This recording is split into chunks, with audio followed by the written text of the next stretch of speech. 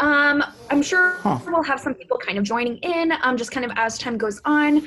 But I want to get kind of started with some introductions while we wait a few more minutes here. So it looks like we've got lots of guests, but we also have our panelists here. I will have them introduce themselves in just a second. But first, I am Megan. I am with Camp Promise, and you see Shannon, the Jett Foundation. She is here as well. We so happy to have you guys join us I'm having audio issues. I'm sorry. for this event and this panel discussion. We hope you guys came with lots of questions. I have a million, so I'm glad that you guys are all here. I am going to, Shannon, do you want to introduce yourself?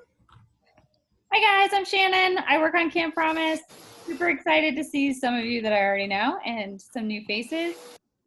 We're excited to talk to some experts in enthusiastic gaming. So if you have questions while you're going through this, and Megan will remind you, please put them in the chat just so we can hear everyone and get all those questions in and get them to the right people on the panel. If you have any other questions about Jett Foundation and what we do or Camp Promise, we are more than happy to answer those as well, okay? But this is going to be a lot of fun and informal, so feel free to ask questions. That's why we're doing it. We're just going to give it one more minute and then get started with our introduction to the experts, okay? All right. If you are able to, just mute yourself just so everyone can hear. That would be great. Awesome.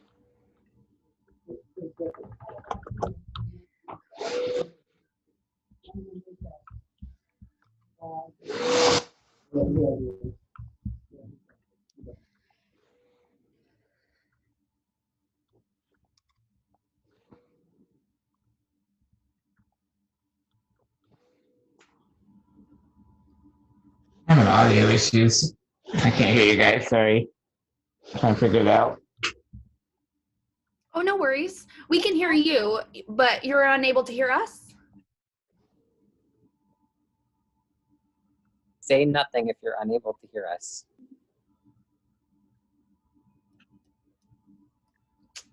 He is unable to hear us.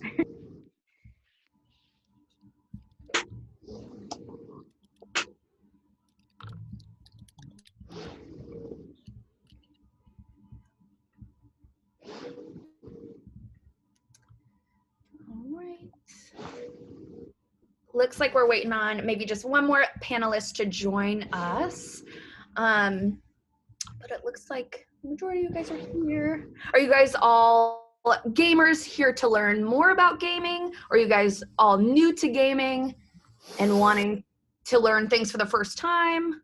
Do we have some veterans in the chat?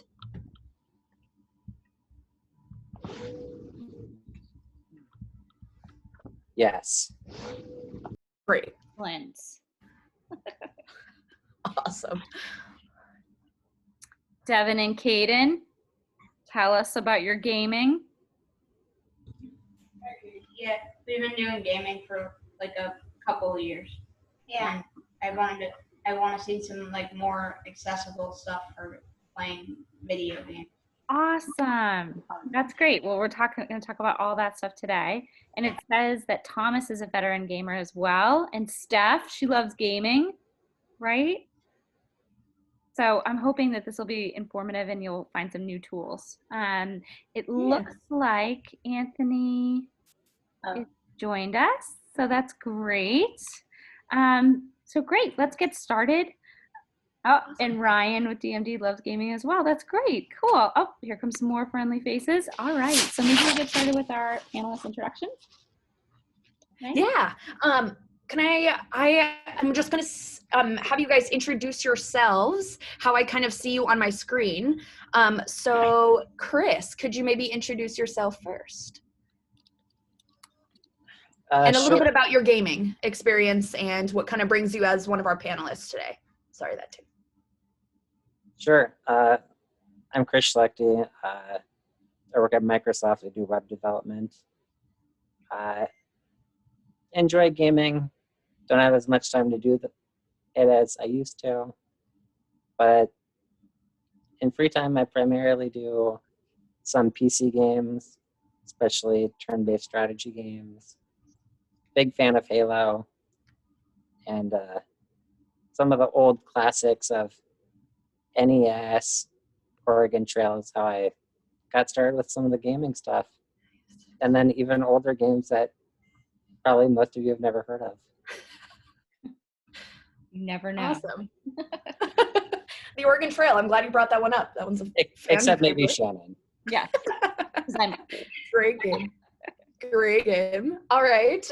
Next up on my screen, I've got Bryce. Can you introduce yourself and a little bit about your gaming experience? Sure. I work on hardware accessibility for Microsoft. I run a facility called the Inclusive Tech Lab. And I happen to be one of the inventors of the Xbox Adaptive Controller, which is a controller that we made for people with disabilities. Well, actually, I should be specific. It's a controller that we made for people with limited mobility. awesome. That's really cool. So happy to have you, Bryce. Thank you for joining us. Yeah, thanks for inviting me. Yeah. Next up on my screen, I have Anthony. Can you give us a little intro? Hello, I'm Anthony. 27 years old with Duchenne, and I play video games. Kind of like Chris, I have a little less time to play them, but I tend to play them like almost every night. Some of my favorite games are Rocket League and a lot of the Mario games. I'm a big fan of a lot of the Nintendo games. I actually use the Xbox Elite controller because it has a lot more features in it for accessibility. It allows you to change the sensitivity and remap a lot more of the buttons, so that's why I use it. And that's about it. Awesome. Thank you so much, Anthony. And our next panelist is Steve on my screen. Is your audio working? Can you hear me? Can we hear you? I'm guessing it's not working based on the quietness. Oh no. I got it working, sorry. Oh, okay, good. Perfect. Woo. I had my mic muted again. Sorry, guys. Sorry about that. That's okay. Who are you? Tell us a little bit about you. I'm Steven. I use a quad stick to game. It's kind of right in front of my face here. I have Duchenne muscular dystrophy, and I've been using this in a game for about a year now. I haven't been able to play video games like 10 years before that, so this thing's kind of life changing. Really helpful. Yeah, I really recommend it for like anyone who has like any kind of disability, whether it be you're in a wheelchair or a quad or any of those kind of disabilities that you have. And I've actually been I've been streaming on Twitch now for the last I think 2 months, and so that's been a really cool experience that I'm really enjoying. Cool. That's awesome. I can't wait to ask you tons of questions about Twitch. I've heard about it. I know about it. I don't know how it works. So I'm excited to hear from you on that. Okay, awesome. So now that we have met our panelists, Shannon kind of mentioned our kind of structure a little bit before, but I'm just going to kind of say it one more time. This is super informal. This is just kind of a way for us to kind of get these discussions out there, these conversations centered around accessible gaming and ways that we can try new things in your guys' gaming experiences. But if you guys do have any questions along the way, please throw them in the chat, or if it's easier to kind of raise your hand and say them, in the moment, please do so. We are going to have a time at the end for some questions as well. We'll have plenty of time to do so. So if you guys want to hold them, that's great as well. But please feel free to use that chat, saying any things that, maybe they say something that you're like, oh, I use that controller as well, or I love that game, we should play sometime. Please, please, please use that chat to your guys' best uses. So I just want to kind of kick it off a little bit with a question. And this is just going to kind of go to all of our panelists. If you guys want to just kind of jump in when you're ready with your answer, I'm just going to kind of broadcast this to the group. But in your experiences, I know you guys kind of mentioned some of your controllers, but with those controllers, what about these controllers make it much easier for you guys to be online, be with these accessible games? And is it things that a lot of trial and error on your guys' end? Steven, you use the quad stick, and sounds like Anthony used something maybe a little bit different, maybe different experiences with different controllers, or anything that you guys want to add on that?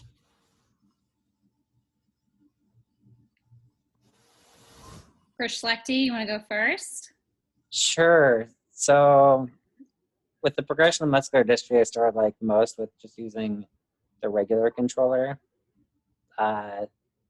Certain games would use all of the buttons, and some of those you'll eventually get harder and harder to do. For me, it was the buttons underneath the joysticks. So when you push down the joystick, there's a button there. Those become increasingly difficult to use.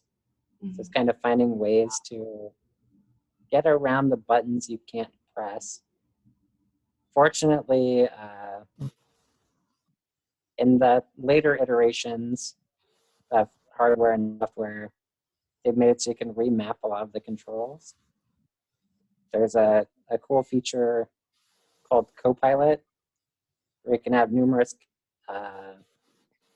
controllers act as one. So you can kind of tag team games. So like Bryce was holding up both controllers, so you could use an Xbox adaptive controller and a regular controller. So you and a buddy could play.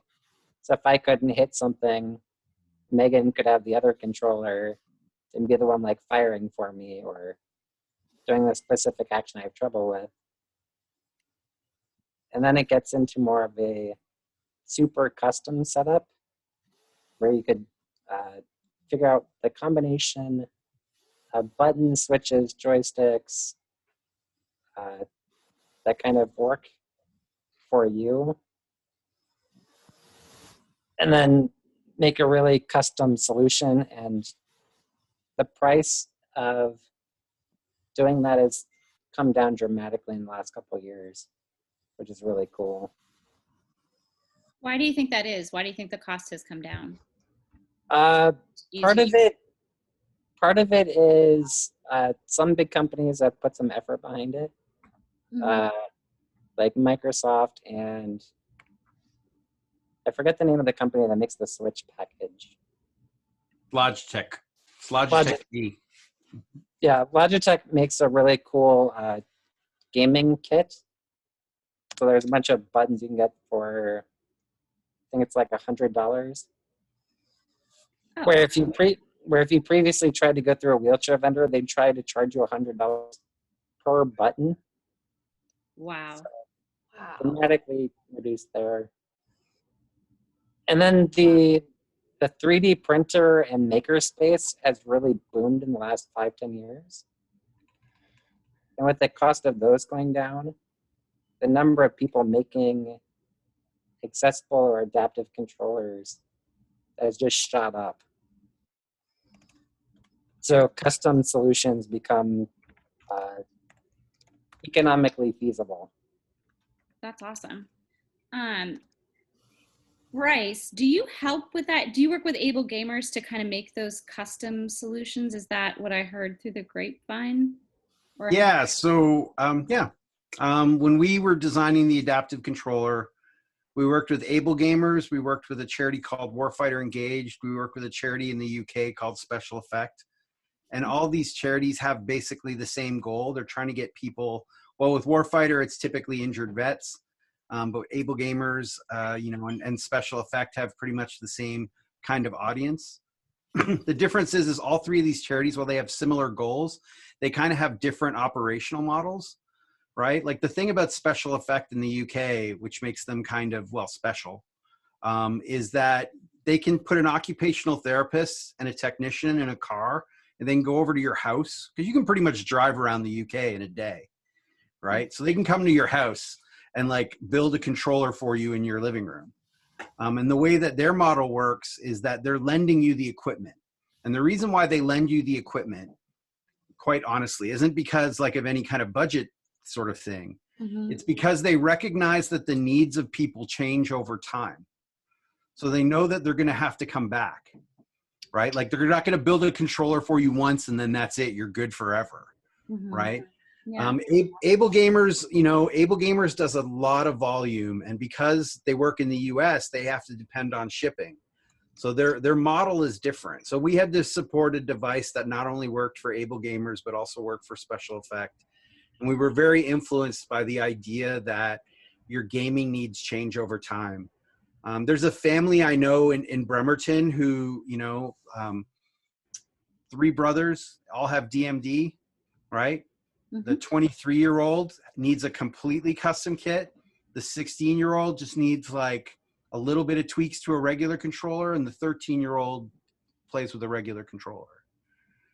But the 13-year-old is looking at his 23-year-old brother and seeing, you know, that could be his journey, right? Got it. So we certainly recognize that things change over time. And that's why we focused on modularity. And when we started working with Logitech, you know, we brought in, we showed Logitech this stuff before, like we even announced it, and they were all in from the very beginning. This very much aligns with their corporate values, and they wanted to make sure that they could contribute. And they've been amazing partners. That's awesome. That is so cool. That concept of kind of the lending of equipment. That's such a really cool idea. I'm glad that you mentioned that's out there and that people are thinking of that. That's really great.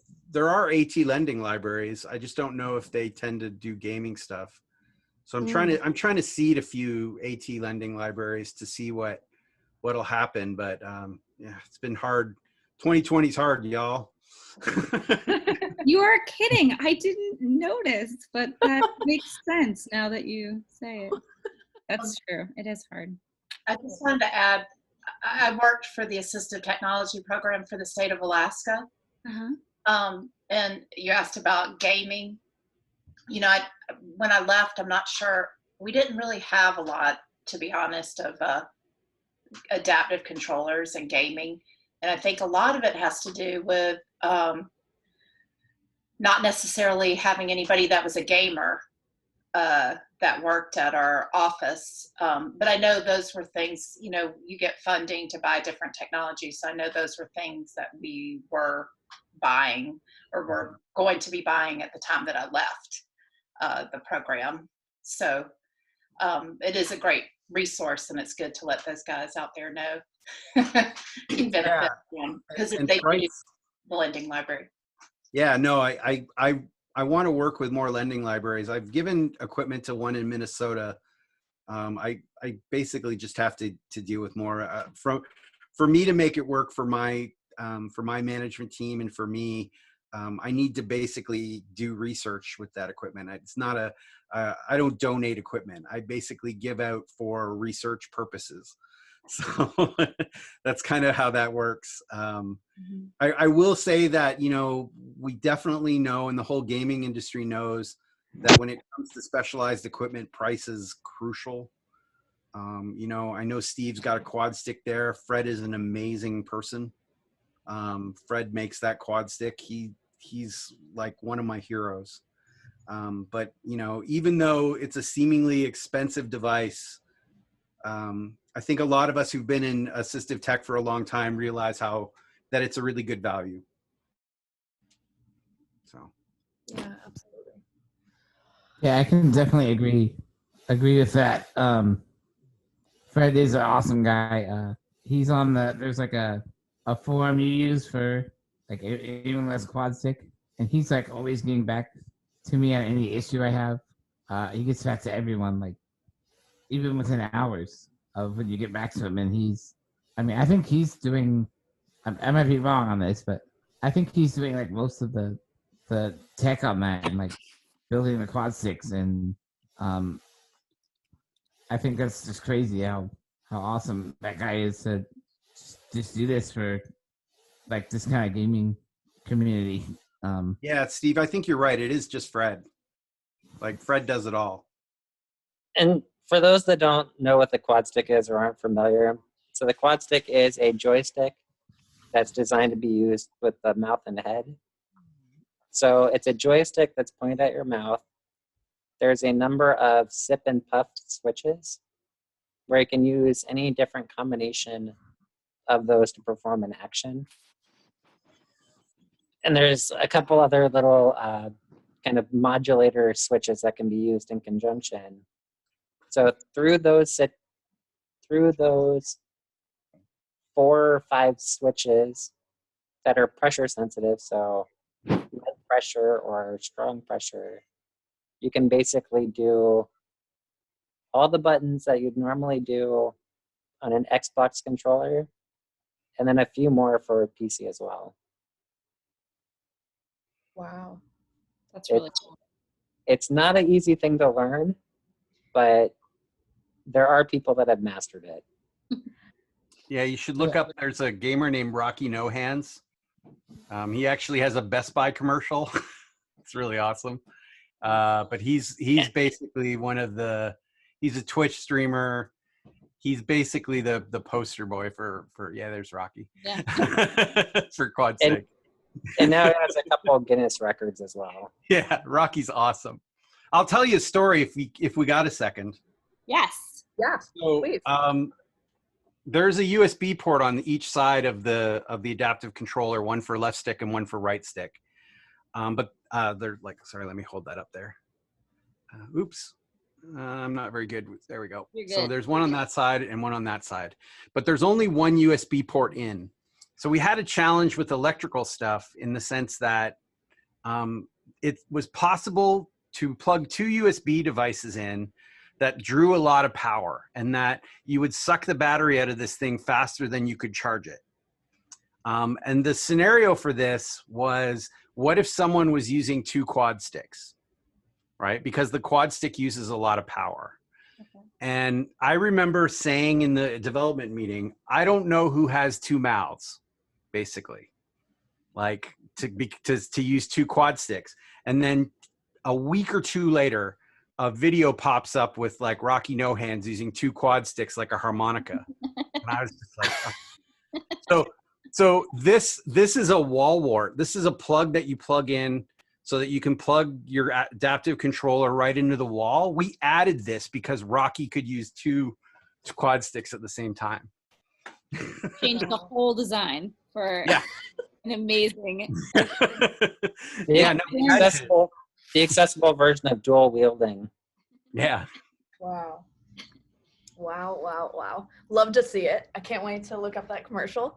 That's really cool. I think Rocky's in a Best Buy commercial for just a few seconds. Like, he's one of these gamers, but Rocky's really cool. Yeah, I would love to see him play those things with a harmonica. Love to see I don't know if he does that anymore. He used to, but yeah.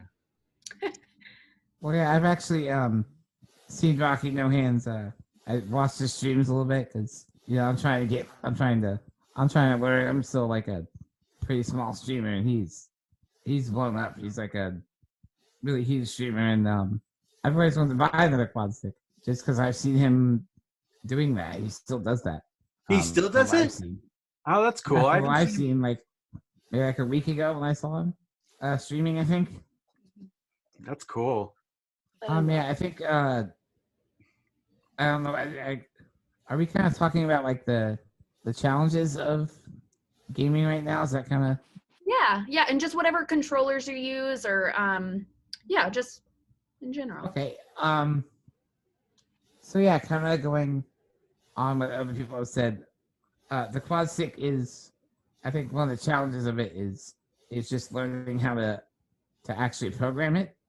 A lot of, like, when I first got the quad stick, it was so daunting. I'm like, there's no way I'm gonna learn how to put all these inputs in and program all the sip and puffs to do what I want.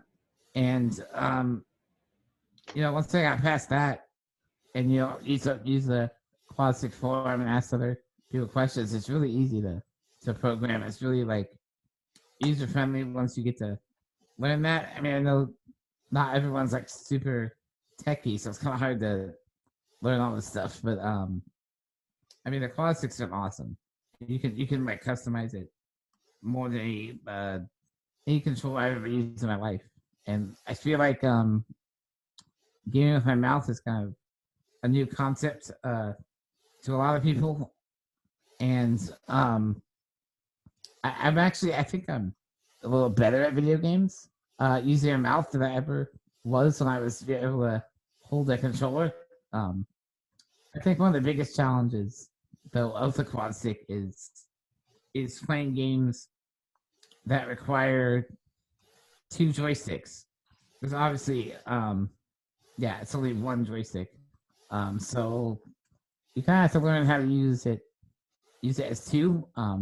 There are external switches and like things and that kind of like Chris said, that will help you do that. But I'm still learning. I've had it for a year. I'm still learning. I know that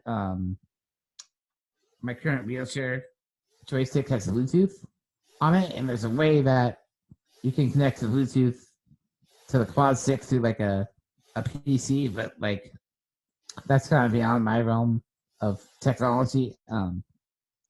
Yeah, I guess that's kind of some of the random things about the quad stick. Yeah, that's awesome. And the co-pilot, Chris, that you were mentioning, is that something that quad stick and the accessible Xbox controller can hook to? Or is that just with the regular Xbox controller that you can co-pilot with? It should work with both. Bryce, go for it. So it works with Xbox controllers. The quad stick is not an Xbox controller, even though you can hook it up. It depends on how you do it. Now, I know if Steve, I know if you're probably hooking yours up, you said you were playing PC games, but I know people who hook up their quad stick to the Xbox, they use an adapter. And I totally get why people use adapters. But the thing is once you use an adapter, we're kind of like, we're kind of out at that point, like, because you're hacking our system, not lightly, which is fine. We're not complaining, but that's technically what it is. That's why we made sure that we worked with Fred so that you could plug the quad stick directly into the adaptive controller, but you can't plug the quad stick directly into an Xbox. Now, like I said, the adapters, so in theory, you could do it if you had two adaptive controllers. You could do it, but that's kind of icky, So to ask people to do that, but yeah, that's something that we've heard, and I will say that I've tried to get Fred to make a quad stick that works natively on the Xbox, but to be completely honest with you all, we don't make it easy on him. Right, we have a lot of technical standards that we demand from people to be able to make something that we feel confident will plug into our machine. If not, we just block it, and it's not really fair. It's not the best deal for us to put all that pressure on Fred, even though we've basically told him we're not going to charge you anything. We'll give you free support. It's just a lot. Yeah. So I appreciate what he's doing. For sure. We had a question in the box, Bryce, I'd love to get to, and then I'd love to hear from Anthony as well. But we had someone ask whether the Xbox is the only one that has an adaptive controller. And then Mariana followed up, thank you so much, but says that the Xbox adaptive controller can be used with Nintendo. Yes. So I tried to answer some of those. Oh, thank you. Good. Like I said, you can use the adaptive controller on the Switch and the PlayStation, but you have to get an adapter. And to be completely honest, like, people ask me or us to make it work on those systems, and we can't do that. We don't control PlayStation. We don't control Switch. It's up to them to decide what they want to take in. Mm-hmm. So that's where these adapters can be useful. I will say that just this week or late last week, there is a third-party controller maker named Hori, and they're out of Japan. And they actually showed, so if you look up, you can find articles on this. Hori is building an adaptive controller for the Switch. The one thing I will say about it is that they're currently only marketing it in Japan, and it's a little pricey. So I mean, it's still not awful, but it's not great. Like, I think it was, you know, I don't want to say anything about them because they are a small company.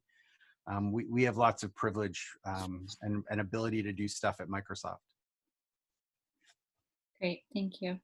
Well, speaking of adapters, I actually use a adapter from my Switch in order to plug in the Elite controller into it.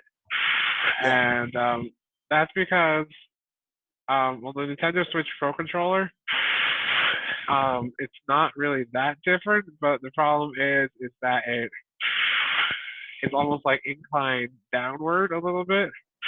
And just having that little bit of difference in elevation really makes it almost impossible for me to use.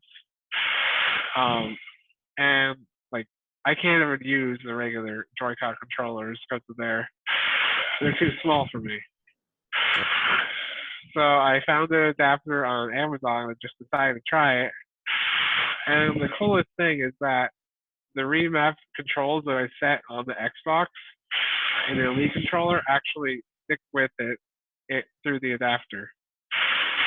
Because I think the remapping is built into the controller itself. Yeah, so basically I use the Elite controller for Nintendo and for the Xbox. Well, especially because on the Nintendo Switch there is no ability to change the sensitivity of the left or right stick, or to be able to set the dead zone, which means how far I have to push the stick in order to move in that direction. So I'm really glad I found the adapter. I really wish, like Bryce said, like adapter is not going to solve everything. I really wish like all these systems had the same level of accessibility that the Xbox does.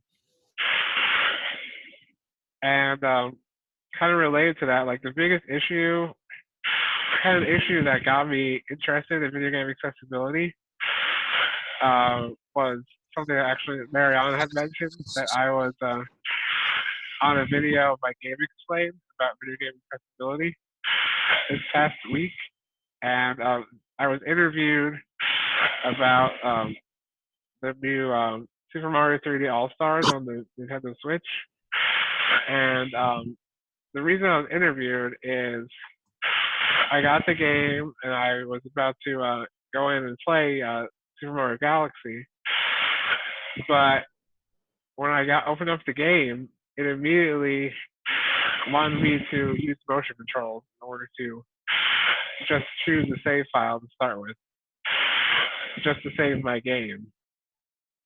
So what I'm kind of wanted to ask the rest of the group is, how do we find a solution to motion controls, or like especially like VR and all the motion that's involved in that? How do we use software and hardware to solve that? Well, actually, I have like something to chime in there. The quad stick can actually emulate some motion controls, like especially on the Switch.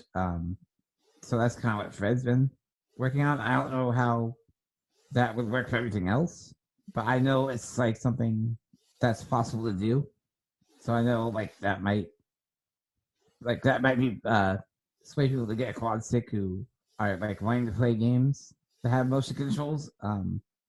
I personally think motion controls are just kind of I don't know what I'm trying to say, like a technology that shouldn't exist for like people who are disabled. I feel like people who are creating games should make options to play games without motion controls.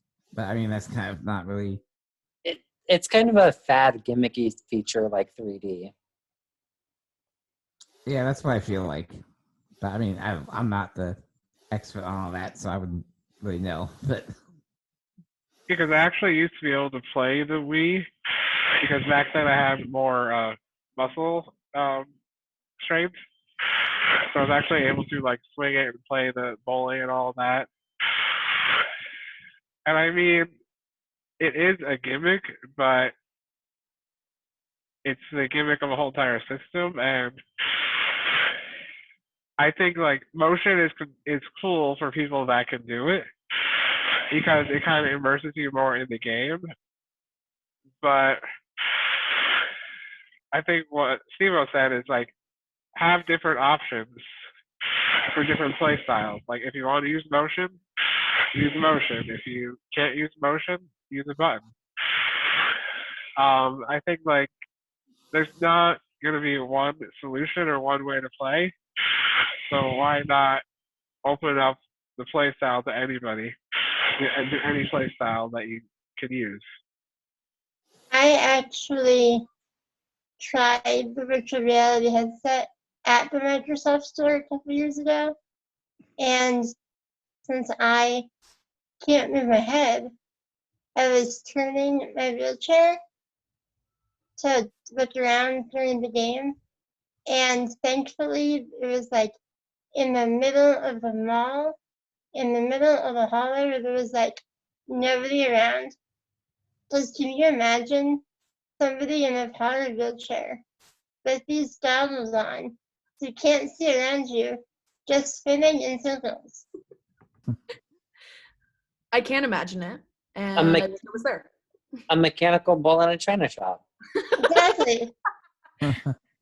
But I think a solution for that would be to be able to use a controller in order to move your person in the. I don't know if that would work though. I think the hard part with VR is you have to have a way to do it that does not cause motion sickness.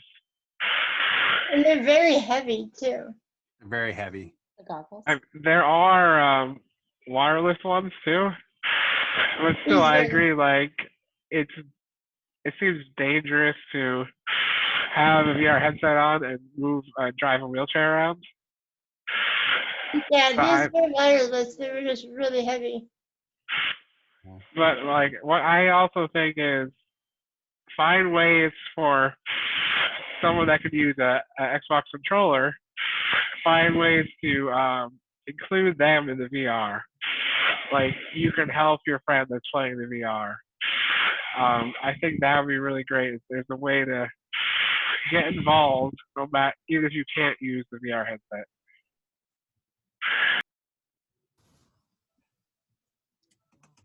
Yeah, absolutely. And it seems, I mean, as you're saying, Anthony, is like you just plugged in the game to get it, or just to start playing, and it was just like that one initial, you had to make that motion. So it's tough, especially when there's all of these adaptations made, and then there's just that last one. It feels like, that's a great point.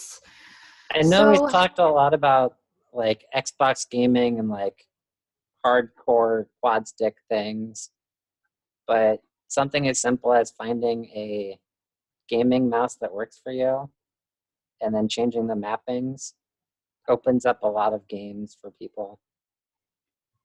So I actually have a few questions on that. First question. I was at the Microsoft store when Xbox first launched the adaptive controller. Has it changed a lot since then? Just because when I demoed it, a regular controller I can't hold because of the way all the locations of the buttons. But the adaptive one, it's too big, and I don't have the range of motion to reach all the buttons. Then they had a bunch of other little buttons that you could plug into it, but it just seems like a lot to juggle. Yeah, you're absolutely right, and I'm going to be completely honest with you. There's still a lot of ways that we need to work with our partners to create solutions for people with decreased strength. We have a lot of solutions like this for people who are, say, quadriplegic or limb different, who have gross motor movement but not fine motor movement. We have less for people who have just fine motor movement. Now, this is a joystick that we've sold alongside the controller for a long time. Since we've been talking about Nintendo, this might look like a Wii nunchuck, and it pretty much is. You know, because it's made by a third-party partner. Now, when people with decreased strength ask me about this one, I like this one because you can put these little silicone covers on the top, and you can kind of use them. They're not a lot of force.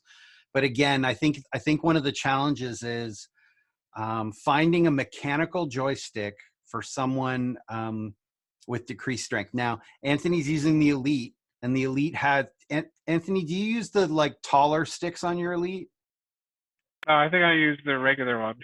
Okay, that's interesting, because that's one of the things that we tell people to do is that if you find the joystick tension too much, you can use a taller stick or a stick extender, and that gives you more leverage. But it can sometimes also be too much of a stretch for some folks. But like with a longer stick, you have more leverage. It takes less force. But on a regular game controller, I can use the joystick. Right. I just can't do the joystick and the buttons at the same time. Right. So that's where we tend to think about Copilot a little bit more, like, and to put buttons where you can use them. I will say that this answer, is a little bit hard for folks, but I'll put it in one type of context. I'll work with a lot of vets who've like lost a limb when they like are in service, right? And so they'll come talk to me and they'll say, they'll have like their limb different, they only have one hand, and they'll go, well, I need a one-handed controller. And we kind of ask them, why are you telling me what you're missing as opposed to telling me what you can do, right? So what we mean by that is, we really want people to consider their movement beyond what they can do with their hands. So if you have head movement, we talk to people who use like head arrays, sip and puff buttons, the same ones that you use on your wheelchair, you can also plug into the adaptive controller, those types of things. That's why we followed that open standard.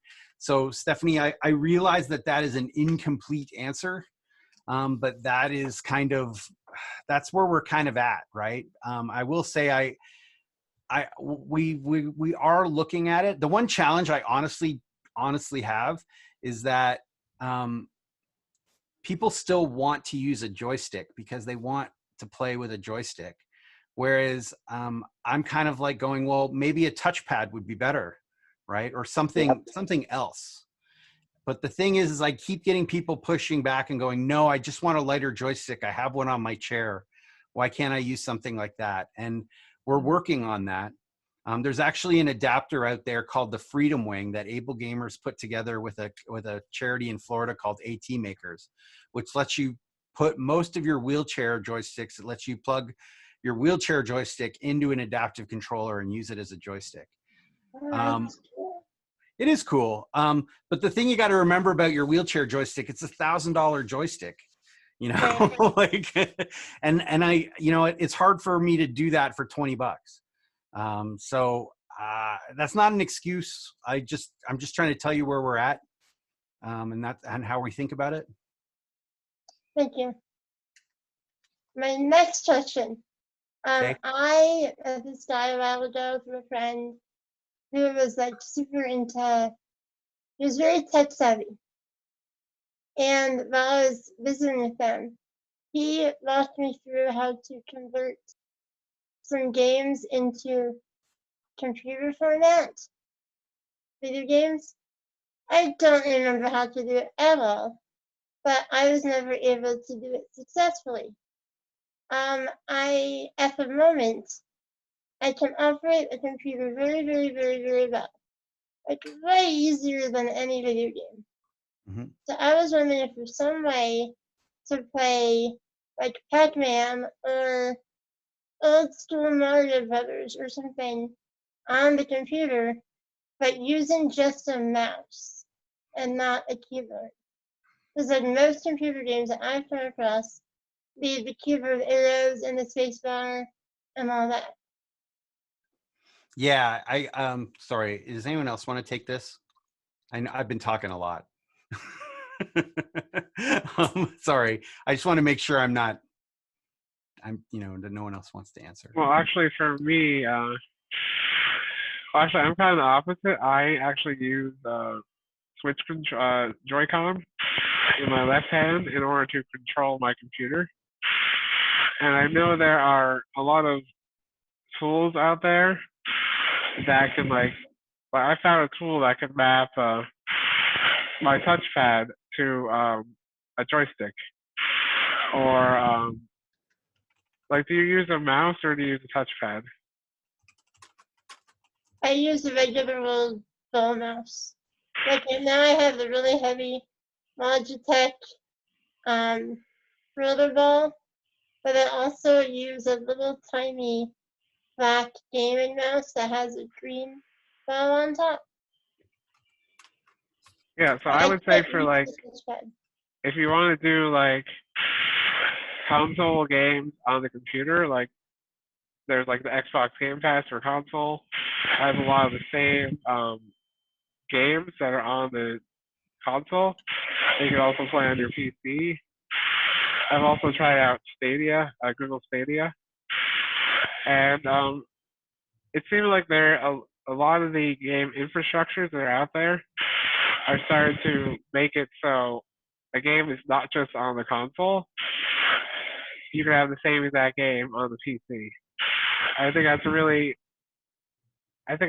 great step forward to have games in different formats based on what you need. But how do I find that?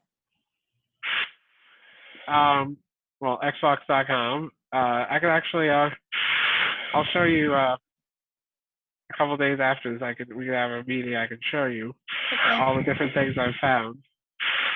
But the problem is there is no standard out there. It is getting better. I agree with Anthony that if you look at Xbox Game Pass, you can get a free trial. You can try some PC-based games. Chris mentioned some sort of turn-based games in the very beginning. Those are very turn-based strategy games are ones that you can often just play with a mouse. They're very popular. And if you do have that Logitech trackball, I'm not exactly sure how many buttons are on it. Or do you just use the two main buttons, or are there other ones on there?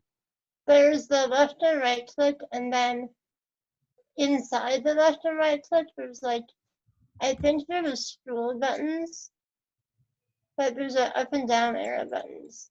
Right. Yeah, like I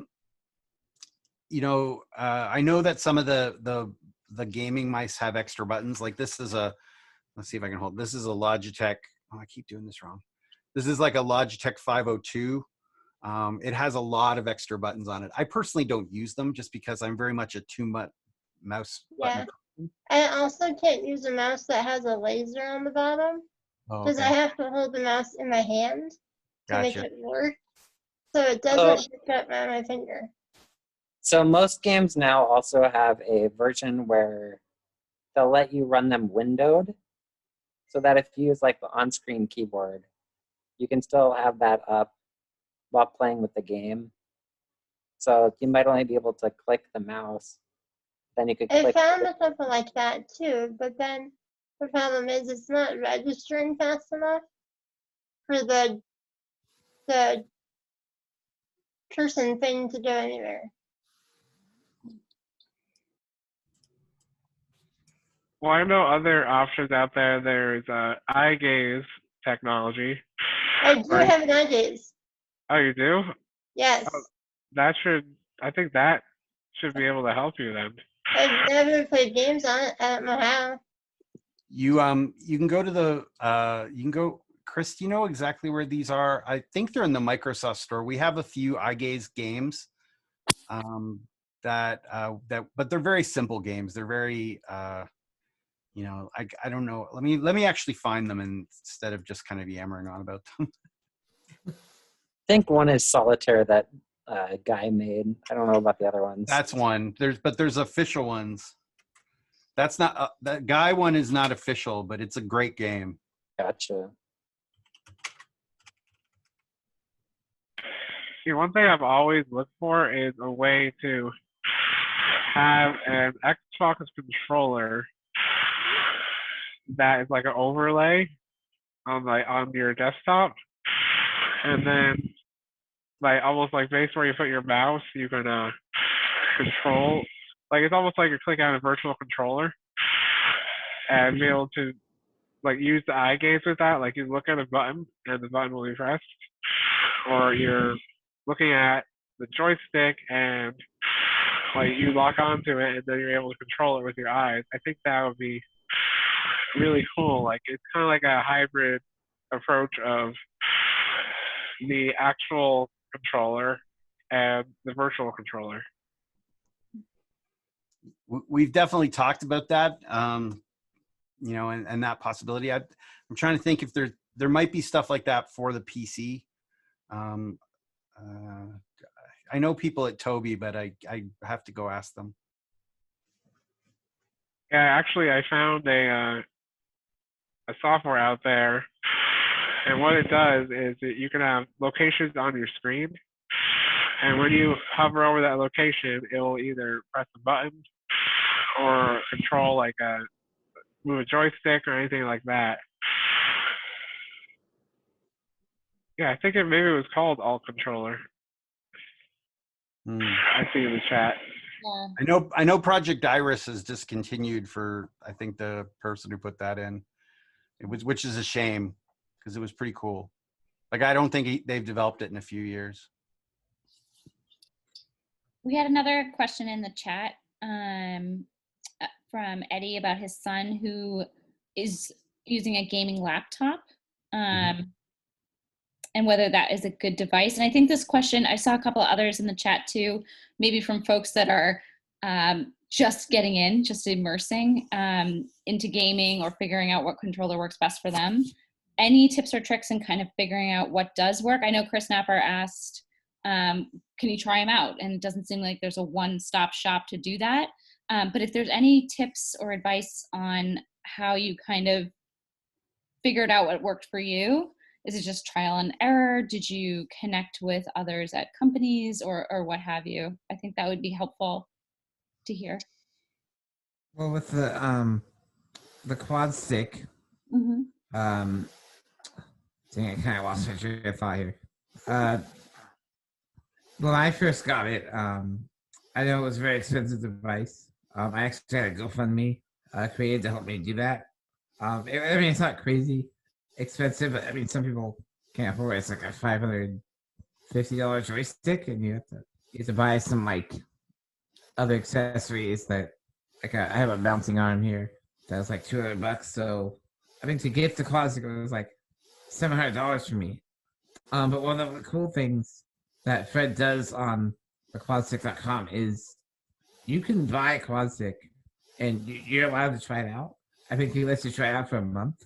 And if it's not something that works for you, you can always return it, get a full refund for it. But I mean, if you have, I mean, there's people that use the quad stick who don't have any neck movement at all. I mean, you can see here, I have a little bit of neck movement, but there's people who use it that can't move their neck at all. Maybe have minimal mouth movement. And there's people who can play with it. Like, the joystick is crazy sensitive, and you can adjust like the sensitivity of practically everything on the device. So like if you're able to ever afford it, I think the device is well worth the money. I mean, like, in my opinion, I think it's pretty cheap for what you get. I know it's hard to do that. Kind of a similar topic. The whole point, one of the whole reasons why I wanted to do Twitch is kind of raise awareness for disabled gaming and kind of show people like how the quad stick works, and maybe eventually, if I get a little bigger, try to create some funding for people to get the devices. I mean, I know if I ever got more funding, I would definitely try to buy a quad stick for somebody. Maybe not a lot, but I try to do my best to help other gamers out too, because I know how important it is for people with disabilities. I mean, gaming kind of puts you in a whole different world. It almost makes you feel like you have abilities that you would normally have, like in the game. So I think it's really important, and I'm trying to really, use the platform I'm using to raise awareness for it. That's awesome. Can I ask a question? Yes. Kind of on that same topic of like expense and everything. Obviously, like, expensive is a relative term, and it's good to hear that price on some of these things are starting to come down. For me, in my situation, I've been out of gaming for like 20 years. So it's kind of like the back of my head, like it'd be fun to like try out some of this stuff.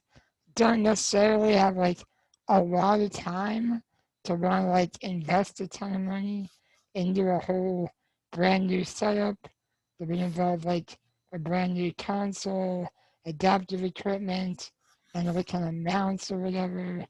Um, Obviously, it's a big expense. I know there are organizations like Able Gamers and whatnot to help fund some of that stuff. I was curious, like, what that process is like as far as getting funding, and is like a simple application? Does that involve getting like letters from doctors and physical therapists and doing all sorts of evaluations? Like, what is that process like, if anybody knows? So I don't know specifically, but they call it a grant program. I've never heard them say that you've had to get a doctor's note, but you do have to apply, and they do have a list that they're kind of going through. I have heard the backlog, especially, this year, is a little bit longer than normal. But I think it's one of those things where you apply, and they and then they try to work with you to figure out something. And I mean, and if you know one of the guys who runs Able Gamers, like Steve Spahn, like, this is his wheelhouse. So they're going to have some really good options for folks. Do you know a ballpark? What time frame you're thinking? Like, if I were sending an application this weekend, am I thinking like I would hear back in a month, a year? I don't know if it's a year, but I doubt it's a month. Can I jump into that? I received help from them before. Oh, cool. Yeah, so it took me about, I think, a year to hear back. Wow. Yeah, but I think that they're like delayed during that time for some reason. I'm not sure. Okay. But after they got back to me, they really helped me figure out a good setup. That's true. I'm glad you got it. Yeah. That's a long time. It was a long time to wait. I'm guessing that after the commercial with Ryan Reynolds, that he's kind of backlogged as well. Able Gamers is growing really. They're bigger than ever. I mean, when I first met them, it was like 3 guys, and now it's like there's like a dozen of them. They have whole different. They have like people who work on the grants. They have a research program. They have all kinds of stuff. They're doing wonderful. Just a year though. Ooh, that's hard. Yeah, they originally had a version of a controller that was, well, I wouldn't call it a controller, an adapter that was basically similar functionality to the Xbox adaptive controller. And that I was actually have that. Someone gave one to me. That was originally about $400 or $500 each. It was and those didn't cross over with the new iterations of Xbox either. So you'd have to get a new version. Yeah, I mean, to be fair, and this isn't Able Gamers' fault. They worked with a company called Evil Controllers, and what Evil Controllers would do is they basically take a 360 controller and they'd smash it open, and then they'd solder all the wires to it, and they'd put it in this case. So as far as it's just an example of like how far things have progressed. Yeah, not saying that they're trying to charge more. It's just the technology is advancing. Yeah, there's a lot of really interesting bespoke setups that used to be around that aren't around anymore. And it's hard because they were really decent setups, but I often get people who are like, "Oh, the adaptive controller is great, but if you just did this, it would be amazing." And what they're telling me 90% of the time is, if you just did this, it would be amazing for me. And we always have to try to balance all the me's, right? Like, because we always we do listen to everything. We just, I will say that when people have asked me for stuff on the adaptive controller, I will say that we thought about it, but it would have made it really expensive and it wouldn't have helped as many people, like as many people as you think. So it's always a balance. Yeah.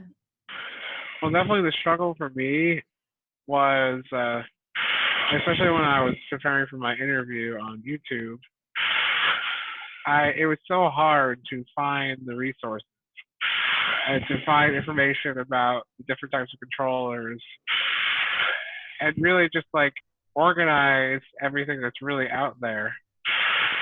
So I think that's kind of something that I want to work on now, is really compiling all those resources and all those people that are working on things and organizations, and really just compile that into one resource, because it really literally took me hours to really find simple information that should all be in one spot.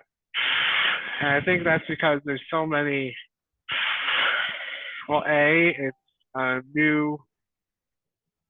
it's a whole entire new thing that people are working on. It's I think only recently disabled gaming has come into the limelight, and they realized that it's really helpful to make all these controllers and to really tailor the games for everybody. Yeah, and I saw in the chat, can I play that? Actually, that was one of the resources that I found. And that kind of makes me wonder, like there's a lot of these like video game reviews out there, but there's not many of them that touch upon accessibility. So what I'm wondering is why accessibility is not part of the ESRB, or there's really no set rating system that involves accessibility. So that's a really good question. I will say that the it is definitely out of the purview of the ESRB, even though it is completely understandable why you think it would be there. Like what I mean by that is they don't want to take that on. And it's what's even wilder is you got to remember the ESRB is only North America, right? So as soon as you go to Europe, there's PEGI and there's all these other different video game standards boards. I do think that the industry, like you said, is trying to come up with a way to disclose the accessibility features of the game in a standard way. The first people to do that have actually been Google and the Google Play Store. They've actually got things in the Google Play Store that disclose accessibility features. I will tell you a lot of people are working on it because it is needed. For sure. And you know, I really appreciate what you're saying about there not being a lot of resources out there. I will say and again, I'll be completely honest, like when we put out the controller, we worked with Able Gamers, and we worked with a lot of people for a really long time that were very into gaming. And I was actually caught a little bit off guard, which in retrospect seems silly, by the fact that if you hadn't played games for 5 or 6 or 10 or 20 years, that you wouldn't know where to start. Like I expected the community to have a bit more understanding of their technology needs, and maybe that's just because I'm a tech nerd, right? But we need to do better at kind of giving people instruction, or examples maybe is the better word instead of instruction.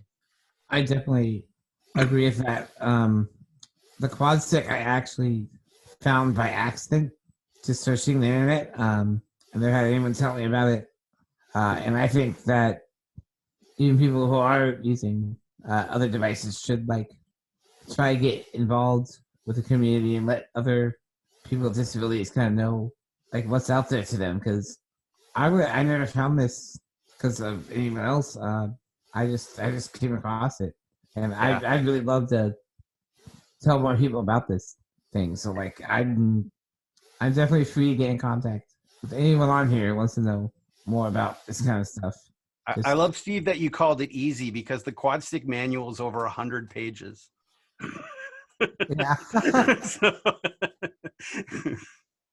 Yeah, absolutely. I'm glad that you guys brought up resources. I think that that one's always a big one when we want to have takeaways from panels and discussions and things like these, is we want to be able to have a place where we can add resources as you guys find them. I mean, this is all obviously a wide range of topics and wide range of things that we could talk about. And as you guys are saying, there's lots of things that are coming up all the time as well. So we want to kind of stay in the loop. But as for resources right now, we do have a Jett Foundation page on Facebook just for gaming and for you to kind of share those resources. I know a few of you are kind of already in that group itself, but we want to just kind of extend that invite for everyone here so that we can kind of share those resources as we find them. And Anthony, it sounds like you're kind of maybe on the brink of working on one yourself, of just kind of a compiled resource of the things that you guys, or that you have found in your research. Steve, you as well, you've stumbled upon research when you're out there. But we definitely want to make sure that you guys can get a hold of this information as you find it, and then share it with the rest of our group here that has that same interest as you guys do. So we'll make sure that that invite gets extended to you guys all. Again, that's on Facebook, so we can kind of send that out to you. It looks like we are over on our time, so I want to be respectful of everyone's just kind of night and the rest of your night. If you guys want to stick around, love to just kind of get that resource to you guys so that we can get those, get you guys involved on that page. But thank you guys so much for joining us tonight, and our panelists. You guys have so much information and learned a lot, and I feel like I haven't even scratched the surface, but it was so nice kind of hearing from you all about your guys' experiences and being able to answer some of those questions in the chat as well. So thank you guys so much for your time and for your experience and sharing it with